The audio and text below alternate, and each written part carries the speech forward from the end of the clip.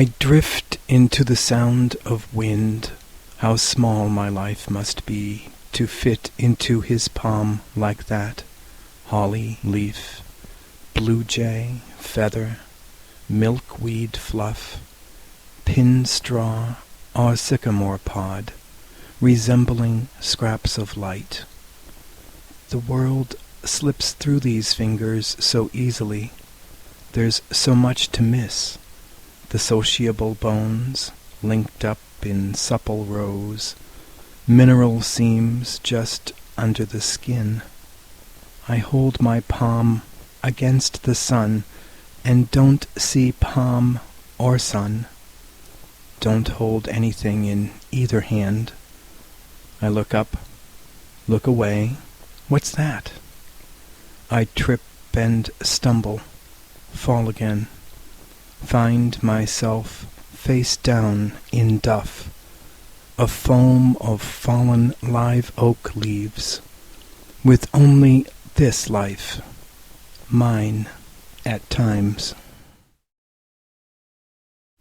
See my colors fall apart, green to yellow with just one shade gone, the changing tints of your sun-struck eyes, if there were sun. Today the prism held to mine's a prison, locking in the light. In one of those mirrors the colors are true. In one of these pictures the pigment's my own. The sound there is aquarelle and indigo and dripping distant water, the day's habitual failure to be anything substantial. Today, a blank-like color by numbers, filled in with fog that frames the lake in transient tones. That's the color I mean, some mist painting the shore pastel, and pointillist rain, painting the shadow between window and light. Today, each hue dissolves in humid air, transparency I try to grasp and then let go, clear overflow of waves on gravel. The mist, with its single-dipped brush, smears itself across the canvas of the pines.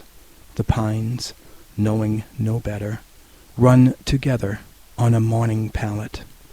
Today, the scene's dismantled, that can't be dismissed. I once was blind, but now I see my landscape attenuate itself. Drowned lake of evergreens. On a morning like this, with new crayons, I drew a man, that red valentine in the side, the picture of two hands scrawling the outline where only one thing's missing, the crayons scattering from childish fingers. Color me or leave me vacant.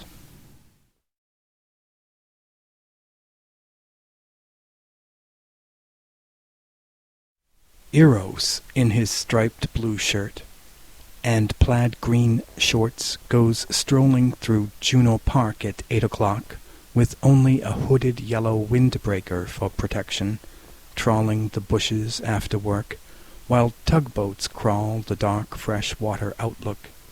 Mist coming in not even from a sea, rain later in the evening from Lake Michigan, a promise like, "Wait till your father gets home." The air is full of fog and botched seductions, reluctance of early summer to arrive. It's 55 degrees in June. The bodies can barely be made out, leaning on picnic tables under trees, or set sentinel-like statues along the paths. The founder corrodes quietly on his pedestal, inscription effaced under faggots go home, lips touched to a public fountain for a passer-by, shape clouded breath into a "who goes there?" into a friend or foe, eyes catching eyes like hooks cast in a shadow tide, night pouring in like water into a lock, the rusted freighter lowered level to level, bank docks on the cement canal on either side, but miles from any dock.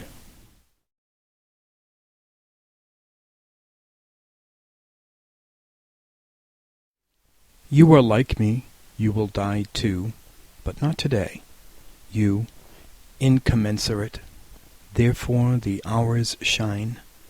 If I say to you I say, you have not been set to music, or broadcast live on the ghost radio, may never be an oil painting, or old master's charcoal sketch. You are a concordance of person, number, voice, and place. Strawberries spread through your name, as if it were budding shrubs. How you remind me of some spring, the waters as cool and clear. Late rain clings to your leaves, shaken by the light wind, which is where you occur in grassy moonlight. And you are a lily, an aster, white trillium, or viburnum, by all rights mine, white star in the meadow sky. The snow still arriving from its earthwards journeys, here where there is no snow. I dreamed the snow was you, when there was snow. You are my right, have come to be my night. Your body takes on the dimensions of sleep, the shape of sleep becomes you, and you fall from the sky with several flowers. Words spill from your mouth in waves. Your lips taste like the sea, salt sweet. Trees and seas have flown away. I call it loving you. Home is nowhere, therefore you, a kind of dwell and welcome. Song after all, and free of any Eden we can name. And then I said, that's what it means to testify, to sit in the locked, dark muttering when you should be dead to the world. The muse just shrugged and shaded his blue eyes. So naturally I followed him down to his father's house by the river, a converted factory in the old industrial park, somewhere to sit on the threadbare cushions, eating my words and his promises, safe as milk that dries the throat. If I had a home, he'd be that unmade bed.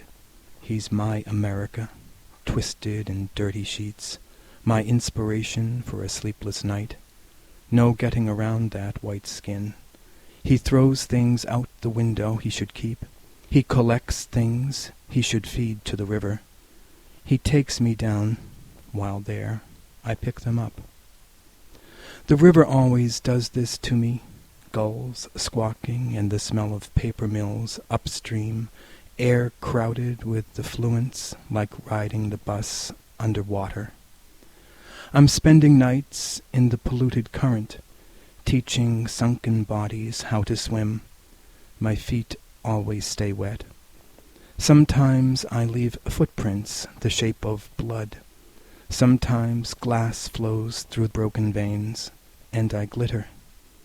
Every other step refers to white men and their names. The spaces in between are mine. Back of the bus with you, nigger. They're turning warehouses into condos. I'm selling everything at clearance prices. Here's a bronze star for suffering quietly, like a good boy. River of salt, will I see my love again? Cold, viscous water holds its course, even after it's gone. Throw a face into it, and you'll never look again. Throw a voice, and you'll hear sobbing all the way down. Narcissus, that's my flower, forced in January. Black-eyed bells echoing sluggish eddies. Who hit him first? The muse has covered his face with his hands. It's just a reflex of the historical storm that sired him. Something to say. The sun is beating down too hard on my pith helmet, the oil slick on the river's not my fault. When are you going home? What he doesn't want to see, he doesn't see. In the sludge that drowns the river, rats pick fights with debris. He calls them all by their first names. He's looking through his fingers like a fence. They make good neighbors. His friends make do with what they can.